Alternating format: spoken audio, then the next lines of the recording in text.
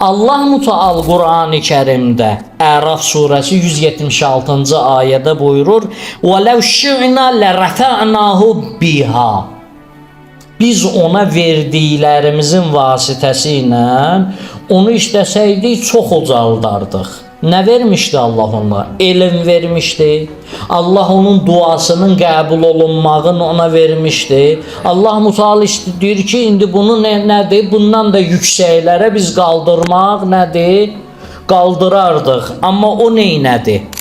وَلَكِنَّهُ أَخْلَدَ إِلَى الْأَرْضِ وَاتَّبَعَ هَوَاهُ.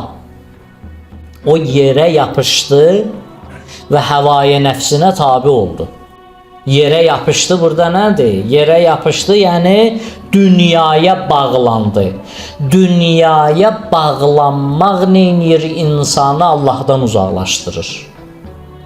İnsanı neynir? Mənəviyyatdan uzaqlaşdırır. Nə qədər çox bağlandın, o qədər təhlükələr çoxalır. O qədər səni Allahdan neynir? Uzaqlaşdırar. Buyurur ki, وَاتَّبَعَ هَوَا, nəfsinə tabi oldu. فَمَثَلُهُ كَمَثَلِ كَلْبٍ. Onun misalı Allah buyurur, o itin misalına bənzəyir.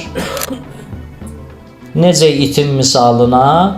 Ayənin davamında deyir, onun üstünə cumsan da dilini çıxardacaq, onu boşlasan da dilini çıxardacaq. Yəni, belə adamı qorxutsan da, yenə də hidayət olunmayacaq, qorxutmasan da hidayət olunmayacaq. Əgər gəldi, bağlandı dünyaya, nəfsinə tabi oldusa bir insan, artıq nə olacaq? Sən onu cəhənnəmlə qorxutmursan, neynirsən elə? İstəyirsən onu qorxut, istəyirsən qorxutma. İstəyirsən öz başına bırax, istəyirsən cəhənnəmdən danış, onun üçün fərq eləməz.